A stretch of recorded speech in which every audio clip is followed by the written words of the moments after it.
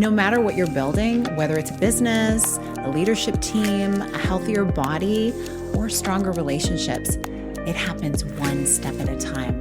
And sometimes those steps feel frustratingly small. Hi, welcome to the Connect with Sheila Vitello podcast. I'm an entrepreneur, self-care strategist, and creator of the Seasons Self-Care app. I'm committed to helping you reconnect to your purpose, elevate your well-being, and build your version of a happy, successful life. Today, we are going to talk about something that we all face at some point, no matter what stage of life or business that we're in. And that is, what happens when success feels far away? You're showing up, you're doing the work, you're making the moves, but the results, well, maybe they're taking longer than you expected. And in those moments, you have a choice. You can stop, you can turn back, or you can rest and then keep moving.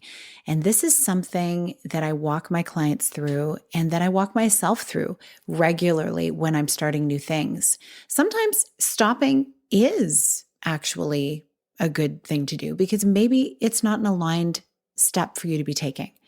And sometimes maybe you do need to turn back. Maybe there's value that you're leaving behind that you hadn't fully seen. So really making sure you take time to reflect is so important. But what I really want to emphasize today is the third option, resting and then keeping moving. Because so many of us confuse pausing with quitting. And the truth is, perseverance isn't just about pushing forward endlessly. It's about knowing when to push, when to rest, and also how to stay in the game long enough to actually see the results you want. So today we're going to talk about what perseverance really looks like in action.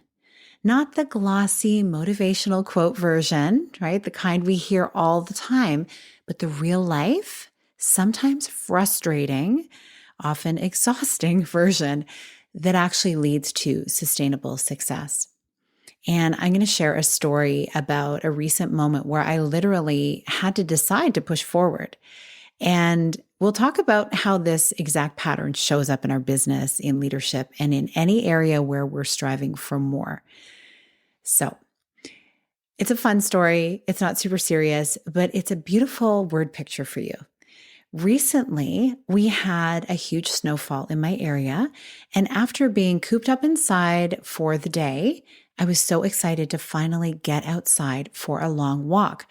I have been going to the gym. I've been using the treadmill. I've been lifting heavy circles. I've been going to a hot yoga class. It's been amazing.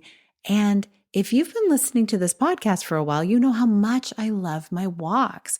It was really icy out though recently. So I was happy to be able to get movement elsewhere, but I was really yearning to just walk out under the trees.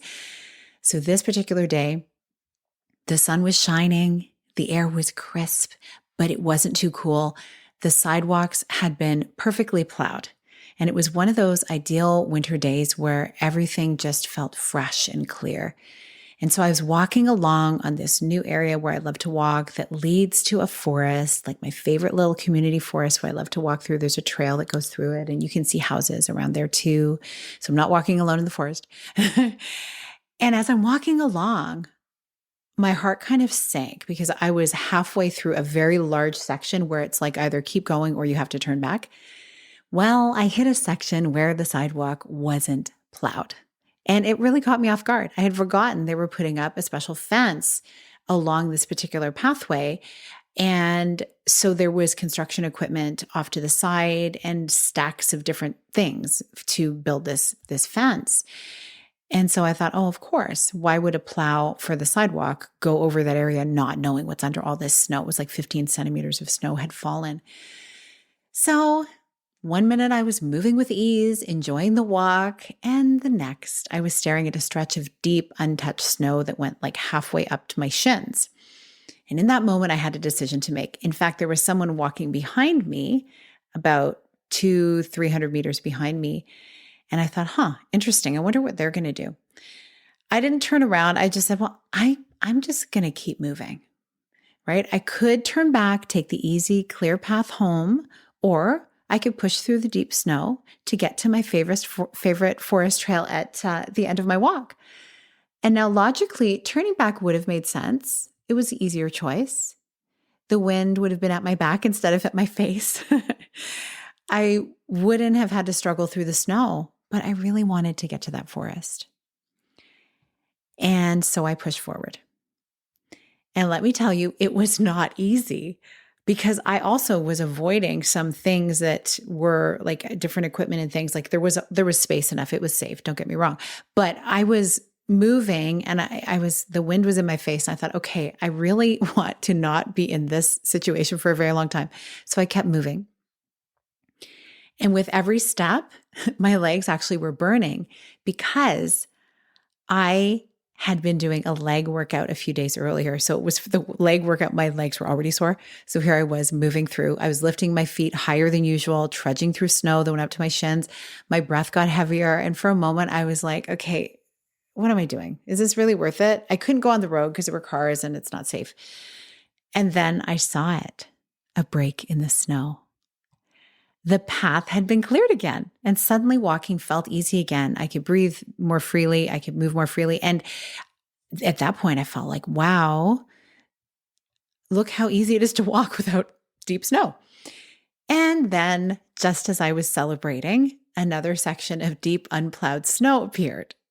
And this time, I just had to laugh because this is exactly what the journey of building anything looks like. There are the stretches where everything feels smooth and where you're making progress and things are clicking and you feel unstoppable. And then suddenly you hit resistance. You feel stuck and you wonder, is this even worth it?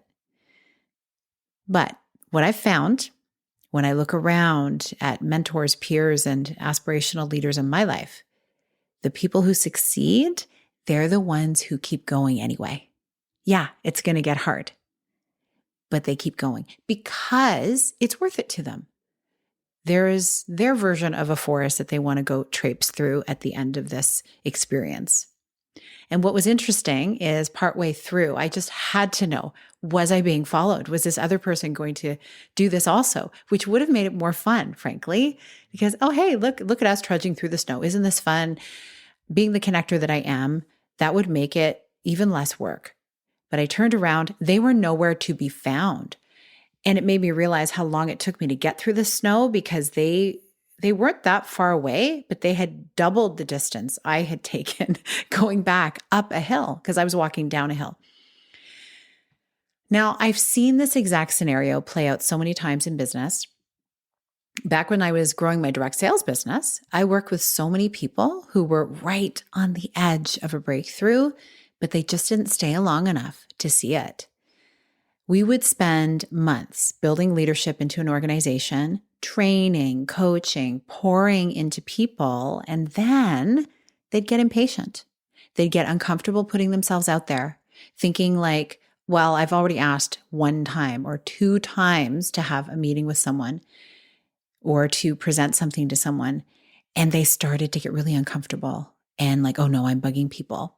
And they'd lose belief in themselves. They would come and they'd coach with us and we'd strategize and they'd feel really excited about what was possible because they were so committed to their vision in that moment. But then they'd go out on their own and they'd try, but then they'd talk themselves out of it. And so they'd quit. And it was not because they weren't capable. And it was not because the opportunity wasn't there. There were so many people doing so well in that organization, but it was because they didn't stay long enough to see the results they were working for. And what's crazy is the people who did stay, the ones who stuck with it, even when it felt slow or uncertain, they built businesses that still exist today. Some of our customers and some of our business team have been with us for over 30 years because they found something that worked for them and stayed consistent with it. And this is the power of perseverance. It's not about having one big breakthrough moment. It's about showing up even when you don't see the payoff yet. No matter what you're building, whether it's a business, a leadership team, a healthy body, a stronger relationship, It happens one step at a time. And sometimes those steps feel frustratingly small. I've worked with clients at every stage of business, those just starting out, those who have seen some success and who want to scale it, and those who are pivoting into something new. Some who have very, very large businesses and they're maybe entering a new arena, or they want to take a different arm of their business, maybe going online from a traditional type business. And the pattern is always the same. The beginners tend to struggle with belief. They have to push through self-doubt and imposter syndrome before they even start seeing progress. So that inner work, for all of us, the inner work is so important, but it becomes so crucial at the beginning with the beginners. The established entrepreneurs tend to struggle with patience because they're already successful in one area. And so they assume starting something new should be easy. But they forget that every new thing requires a foundation, and that takes time. And so, yes, there's elements that will go much faster for them when they're building their business, but they still have to do that kind of boring foundational work at first. So no matter where you are, the key really is the same. You need to stay with it long enough for the results to show up. Think about it. If you've ever worked out, if you've ever started a new exercise regimen and you are feeling really good the first day, but even the first week, and then you're looking at yourself in the mirror. I'm never a proponent to weigh myself. For some people, okay, fine. But not very often. But mainly, it's how do you feel in your clothes, and do you see any definition starting in your body, muscular definition, whatever. We don't see that stuff right away, and so it takes time. So I invite you to consider this. If you are feeling stuck right now, try this. Write down one goal that feels really, really far away and identify one small action that you can take today, something that moves you forward, even if it's tiny. Even if it's literally having one little connecting conversation with someone saying, hey, I have an idea. I wanted to float an idea past you. Even if it's something so simple like that, and commit to doing it no matter what. Then repeat it tomorrow. So for instance, if you want to write a book, which can feel like a really big task, could you write the outline to what the book could be about? Could you maybe think of just what the theme is that the book could be about, or several themes to choose from? That's something. That's a start. And then if you do that every single day and keep repeating it, that's how things grow, because momentum isn't built in giant leaps. It's built in tiny, consistent movements. So here's my question for you. Next time you hit an obstacle, will you stop or will you turn back? You do have options, and neither of them are bad, okay? Neither of them are wrong. But when you consider stopping or turning back, will you consider the middle ground of resting and then continuing on your journey forward?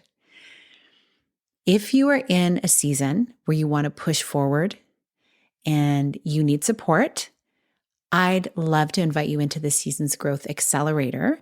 This is for women who are committed to long-term success without burnout and without chasing shiny objects, with a community that actually gets it. There is a link to join the waitlist in the show notes.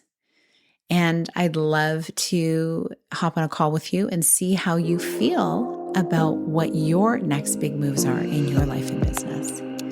Thank you so much for listening, and I wish you a wonderful rest of your week. I'll see you on another episode.